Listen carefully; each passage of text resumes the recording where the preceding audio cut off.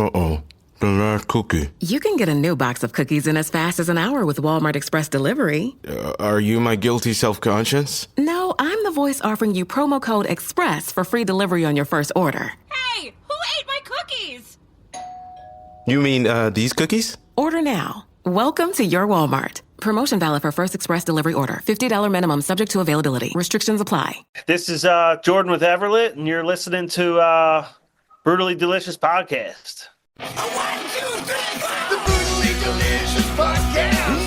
The Brutally Delicious Podcast. The Brutally Delicious Podcast. The Brutally Delicious Podcast. How are you? I'm tired, man. How about you? I'm all right. Where you guys at? We're in like the Philly area, Philadelphia. So it's a pretty nice day there, right? Because I'm in Richmond and it's gorgeous. Oh, it's beautiful. Yeah, we're in the 50s today. Feels like 80. Yeah, it's amazing. Yeah, I took a little walk with my newborn up and down the street this morning. It was beautiful. Getting outside felt amazing. Nope, I love it. Are we waiting on any more? Are we good? Well, they both confirmed yes. Haven't heard from them this morning, but they did say they would be on it.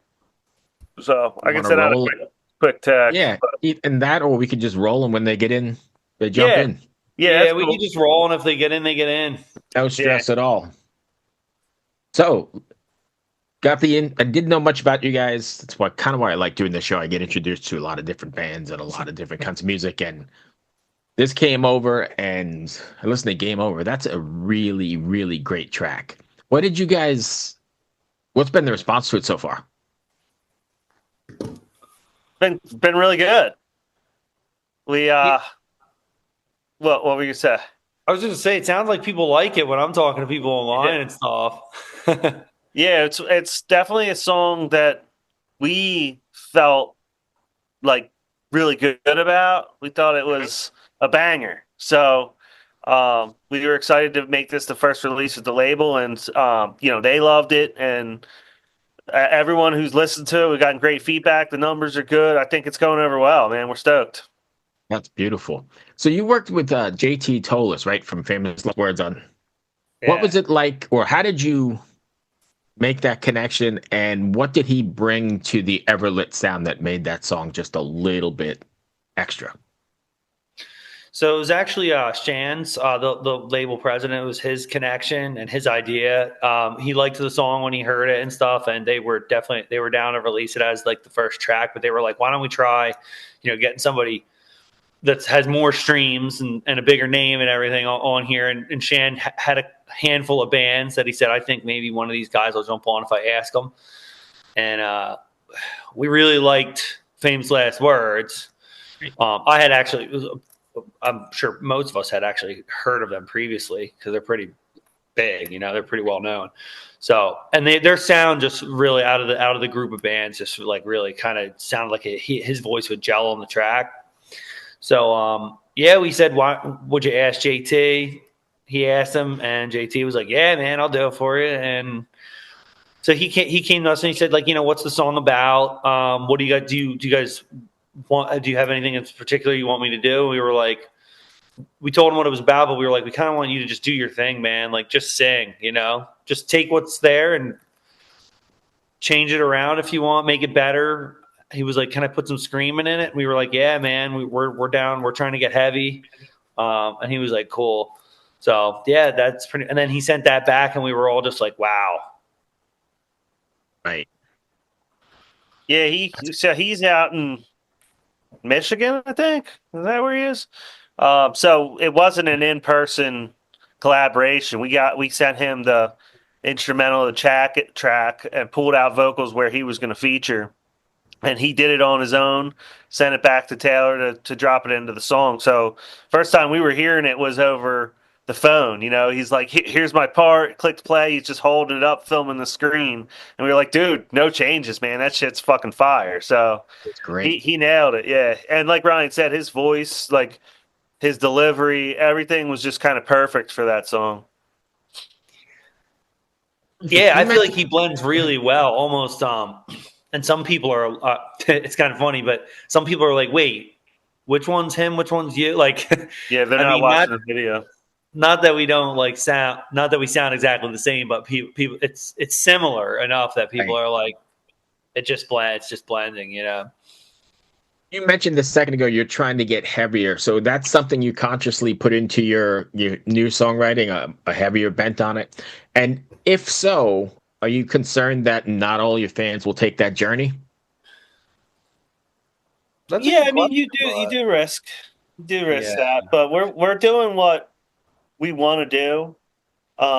We have a couple songs recorded that aren't released yet that we had put in front of Chirp, the label that we signed with, and prior to that, we had just decided as a band we want to go in a heavier direction. It's more fun. It's more of our passion. You know, who cares about what happens? Let's just write music and have fun.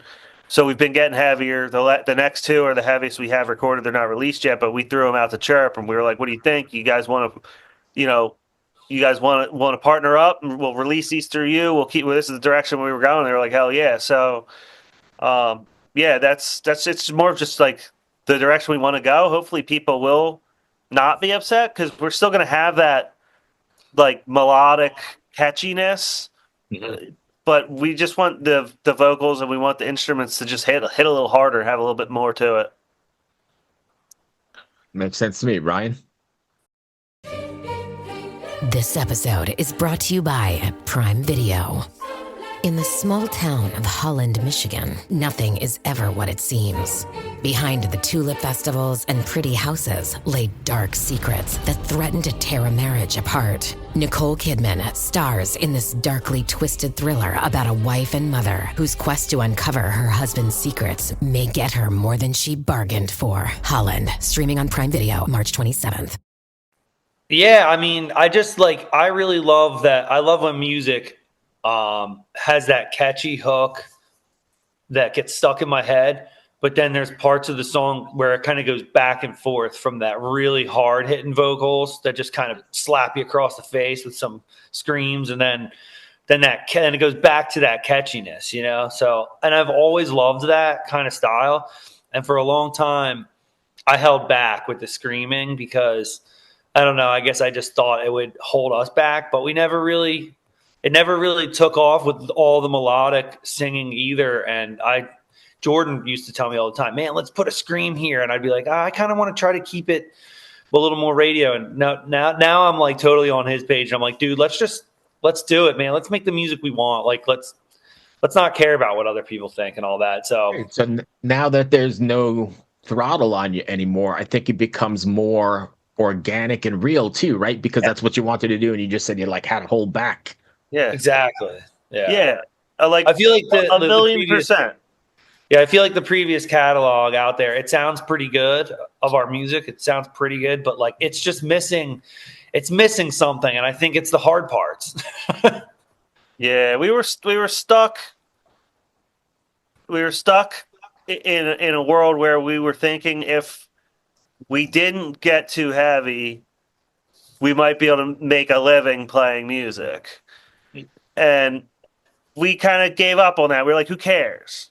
Let's focus on just writing music we want to write. That, it'll figure itself out if it's supposed to be that way or whatever. Me and Ryan run a business together. We're all kind of going off on our own different worlds and made music more fun for us. And like you said, it's a more honest, it's more real music now. And I think in the long run, it's paying off. So, is there something you want your fans to take away from after listening to an Everlit single, say "Game Over," or the record itself, the EP?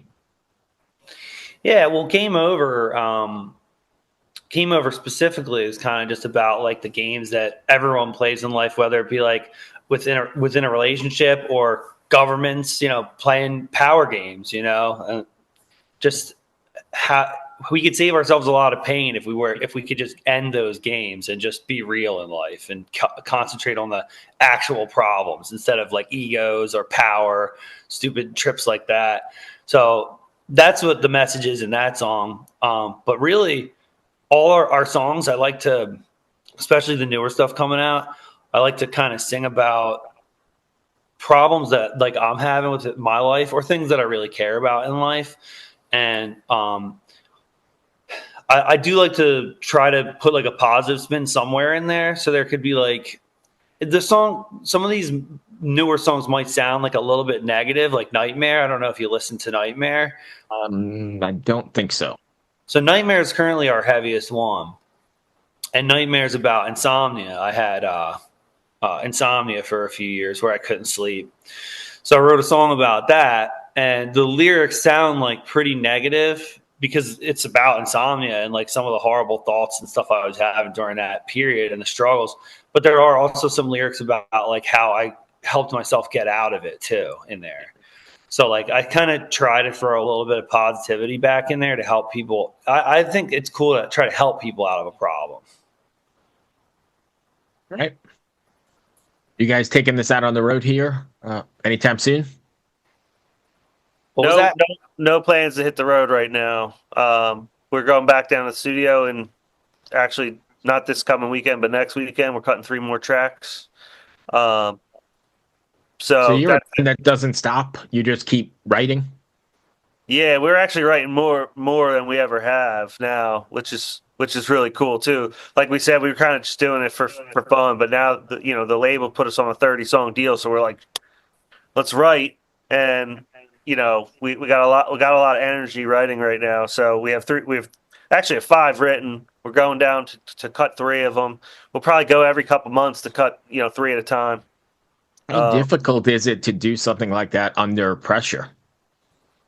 I don't think it's difficult at all, because there's really not pressure the way, at least not yet, with the way like that we've worked and how we're talking about the music with the label, right? Like they're not pushing us in a specific direction. They're not telling us we have to do certain things. We work with the same producer. We get to keep working with Taylor, who knows our style and our sound. So it's really just having fun. They're not pressuring us in any which way. That may change. Like who knows how shit goes down the road. But as of right now, dude, it's been probably the most fun we've had writing music the entire time. Because now we know we got someone backing us. We know they support our sound. We know we're in an area we want to be, and we can just write and have fun. So, and it goes back to that being honest we were talking about earlier, right? Just like doing it because you're doing it, not because you're whatever. Yeah, exactly. Yeah, Right. like we're not doing it. We're not doing this because we want to be rock stars. We're doing this because we just love playing music. If we get some benefit, like if we get to be rock stars, that'll be benefit, right? But Sure. but that's not like the main goal here. And even getting to play music is a benefit, right? Yeah, Absolutely, yeah. Like I was saying, the lyrics can kind of be therapeutic for other people. I feel like just playing the music and writing the music and performing the music is like therapeutic to us. Sure. So do you ever, I mean, obviously your songs leave you quite vulnerable and real. Do you ever feel like when you're playing those songs every night or night after night, you're revisiting those places, or is that not a thing? Like if you've dumped your soul into this song and it's cathartic, like we were just saying, how do you play that every night and not revisit it? Yeah, that's a good question. Well, we haven't been playing like every night since back before COVID. So we were touring a bunch. We toured with some pretty big acts and everything, but COVID kind of like stopped our live show to a point. We've played a few shows, and we have talked about with the label maybe hopping on some festivals or some legs of a tour if they come near our area and it makes sense and everything. But as Jordan said, at the moment we're focusing on like the digital like releasing and everything. But so I don't really that question isn't like fresh in my head, I guess is what I'm saying. But the I do think you kind of like relive the lyrics as you're singing them every night. It can be a little emotional sometimes, but it also depends on like how into the show you are. And that might sound like kind of mean or messed up or something, but there's nights where you can just be out of it as a human and just not having a good night. Maybe you're having a personal problem that you're dealing with. So sometimes, like if you're really feeling the night and the show and the energy and the vibe, yeah, you can have some pretty emotional shows. But okay. So that's going to run me to the end of my listed questions. If fans want to find you guys, how can they do that? Can you give us your socials and all that stuff? Yeah, so everlitmusic.com is the main hub. That's our site. But our socials are Instagram and Twitter are the two main socials that are good to actually connect with us. Message us there, actually get into having conversations with us. Facebook, we post on every now and then, but we hate Facebook. It's pretty much a bullshit platform these days. YouTube, but yeah, I would say just X or Twitter and Instagram. Yeah. So 2 more things, if you don't mind. Yeah. Do you guys have a decent sense of humor? Yeah. We think so. Well, let's see what we got here. So if you don't mind, we do like shorts a lot. I send them off to my social media team and they cut up these funny shorts that really have nothing to do with your new record. They're just Everlit and then some stupid questions that I have. If you're interested, I'd love to run you through a couple. If not, we can move on. They're just for fun. Yeah, sure. Let's see. Okay. Let's see how they go. And nobody's easily offended, right? No. Okay, so let's start easy. Is a hot dog a sandwich? I hate this question. I hate it. I think. There's a clear, definitive answer. I think it's a sandwich because it's on a bun. Yeah, 100%. Yeah, I'm gonna go with that answer as well. Right. Is cereal a soup? Oh shit, that's weird. I kind of be right. I kind of think it is a soup because you can have cold soup, you can have gazpacho. So and there's crunchy shit. You can have a cold soup. It's just a sweet, delicious, enjoyable soup. Right, but I think anything in a bowl with like some shit floating around is soup. Yeah, I think it's a soup. Okay, I'm cool with it. Okay. If soup had to be hot, then you could say no, but soup doesn't have to be hot. Okay. We good so far? Yeah, we're on the same page. Okay. So, a couple more for you. We're going to shift gears a little bit. Name 3 things you shouldn't buy secondhand. Don't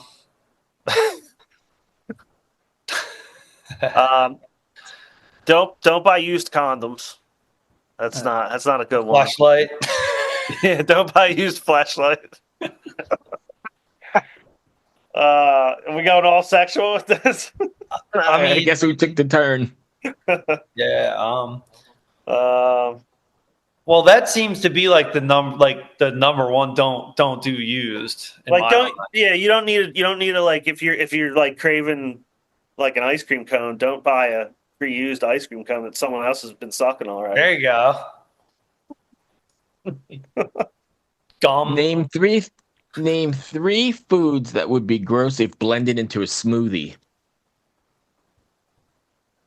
I don't know. I love food. I might drink anything as a smoothie. Yeah. I was gonna say like pizza or something, but that might be good. Yeah, I might drink a pizza smoothie. No. Pizza smoothie? I might try it. I love pizza. Tasty. It might just taste like sauce. Yeah, I love pizza, so I might drink a pizza smoothie. You never know. Man, oh my! What about cheesesteak? What about cheesesteak smoothie?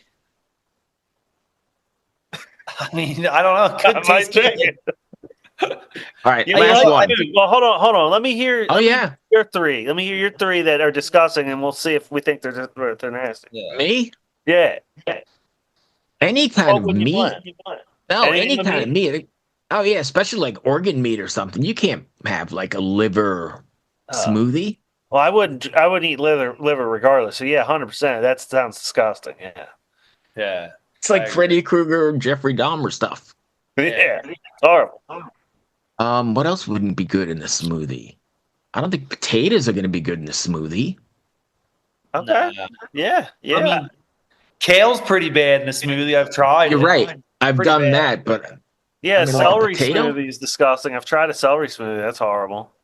Basically any vegetable that I wouldn't Yeah, normally vegetables eat. aren't Or meat. Yeah. He'd rather have a pizza smoothie than a kale and celery smoothie. Anyway, guys, I hope that wasn't too bad. We That got was little good. shorts that people love to deal with, and we just at least keeps everything moving along. Hell yeah. Hell yeah. Hope that wasn't too bad. No, it was fun. No, man. that was great. Thank you. Awesome. Good luck. Yeah, nice meeting you, man. Hey, nice meeting you as well. We'll talk to you down the road. All right, sounds good, dude. All right, cheers. Thanks, Reese. Yeah. This is Lawrence Lanahan, journalist, musician, and host of Rearranged, an Osiris Media podcast about music arranging. Once a song is written, arrangers make musical decisions that shape how we end up hearing the song. And we're not just talking about adding orchestral accompaniment like horns and strings, or doing a cover version of a song. Arrangement can be putting happy music over dark lyrics, using samples, recording all acoustic, even tiny decisions like putting an electronic loop into an acoustic song to draw your attention to an important turn of phrase.